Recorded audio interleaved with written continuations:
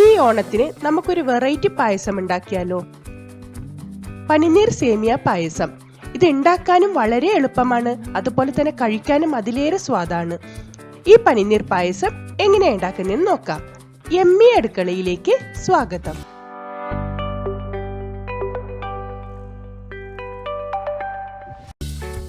പായസം ഉണ്ടാക്കാനായി ആദ്യം തന്നെ നമ്മൾക്ക് സേമിയ ഒന്ന് വറുത്തെടുക്കാം.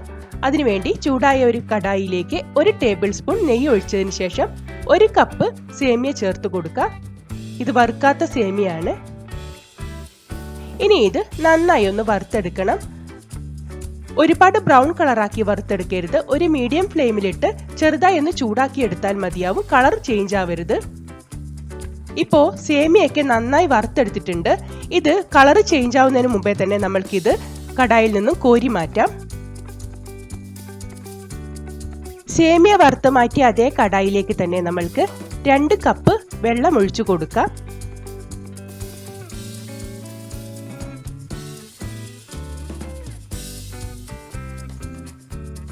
കൂടെ തന്നെ 1 ലിറ്റർ പാല് കൂടി നമ്മൾക്ക് ചേർത്ത് കൊടുക്കാം. ഇത് കാച്ചാത്ത പച്ചപ്പാല് തന്നെയാണ് ഞാൻ ചേർത്ത് കൊടുക്കുന്നത്.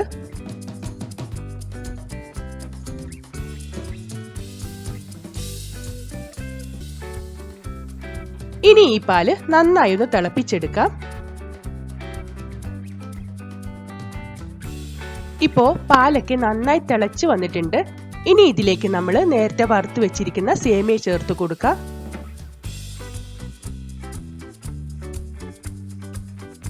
ഇനി നമ്മൾക്ക് ഈ പാലില് സേമിയ നല്ലവണ്ണം ഒന്ന് വേവിച്ചെടുക്കണം.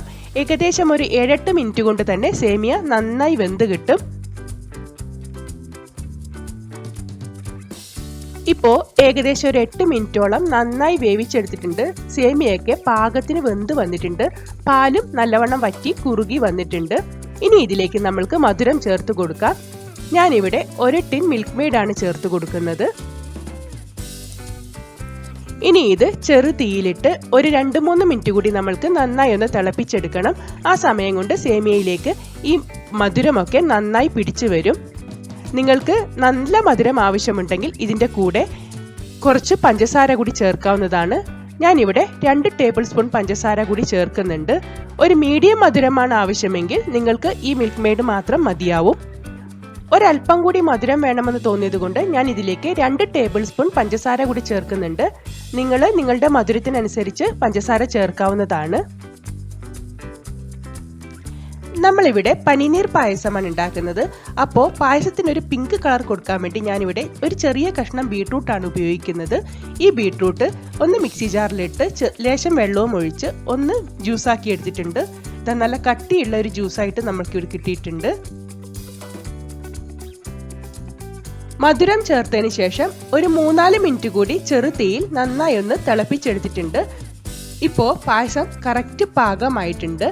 ഇത് മതിയാവും. ഇനി നമ്മൾക്ക് ഫ്ലെയിം ഓഫ് ചെയ്ത് കൊടുക്കാം. അതിനുശേഷം നമ്മൾ ഇതിലേക്ക് ബീട്രൂട്ട് ജ്യൂസ് ചേർത്ത് കൊടുക്കാം. ഫ്ലെയിം ഓഫ് ചെയ്ത് കൊടുത്ത ഉടനെ തന്നെ നമ്മൾ ഇതിലേക്ക് ബീട്രൂട്ട് ജ്യൂസ് ചേർത്ത് കൊടുക്കണം. ഞാൻ ഇവിടെ ഏകദേശം 2 ടേബിൾ സ്പൂൺ ചേർത്ത് കൊടുക്കുന്നുണ്ട്. നിങ്ങൾക്ക് എത്രത്തോളം പിങ്ക് കളർ ആവശ്യമാണോ അത്രത്തോളം ചേർത്ത് കൊടുക്കാവുന്നതാണ്.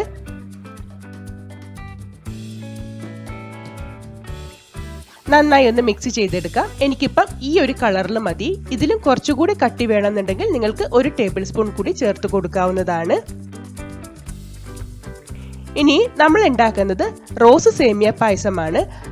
അപ്പോൾ ഇതിന് പനിനീർ പൂവിൻ്റെ ഒരു ടേസ്റ്റും മണവും കിട്ടാൻ വേണ്ടി ഞാൻ ഇതിലേക്ക് 1 ടേബിൾ സ്പൂൺ റോസ് വാട്ടർ കൂടി ചേർത്ത് കൊടുക്കുന്നുണ്ട്. ഇത് നിർബന്ധമായും ചേർക്കേണ്ടതാണ്. എന്നാൽ മാത്രമേ നമ്മളുടെ പായസത്തിന് ഒരു പനിനീർ പൂവിൻ്റെ ഗന്ധവും രുചിയും ഒക്കെ കിട്ടുള്ളൂ. ഇപ്പോൾ വളരെ ടേസ്റ്റി ആയിട്ടുള്ള പനിനീർ സേമിയ പായസം ഇവിടെ റെഡി ആയിട്ടുണ്ട്. നമ്മൾ ഇതിലേക്ക് ഏലക്കാപ്പൊടി ചേർക്കാറില്ല. കാരണം ഇതിലേക്ക് പനിനീർ ചേർത്തുകൊണ്ട് തന്നെ റോസിൻ്റെ ഒരു മണവും ഒരു ടേസ്റ്റും ഒക്കെ ആയിരിക്കും ഈ പായസത്തിനുള്ളത്. ഇനി നമ്മൾക്ക് ഇതിലേക്ക് നെയ്യിൽ അണ്ടിപ്പരിപ്പും കിസ്മിസും ഒന്ന് വറുത്തിടാം. ചൂടായ ഒരു സോസ് പാനിലേക്ക് 2 ടേബിൾ സ്പൂൺ നെയ്യ് ചേർത്ത് കൊടുത്തിട്ടുണ്ട്.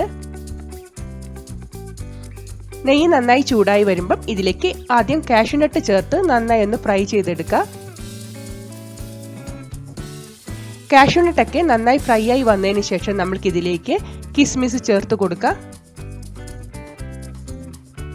ഇതും കൂടി നന്നായി ഒന്ന് ഫ്രൈ ചെയ്തെടുത്തതിന് ശേഷം നമ്മൾക്കിത് പായസത്തിലേക്ക് ചേർത്ത് കൊടുക്കാം.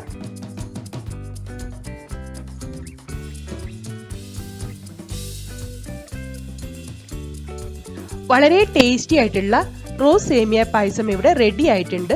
ഈ ഓണത്തിന് നിങ്ങളും ഇതുപോലെ ഒന്ന് തയ്യാറാക്കി നോക്കൂ. എല്ലാവർക്കും എന്തായാലും ഇഷ്ടപ്പെടുന്നതായിരിക്കും.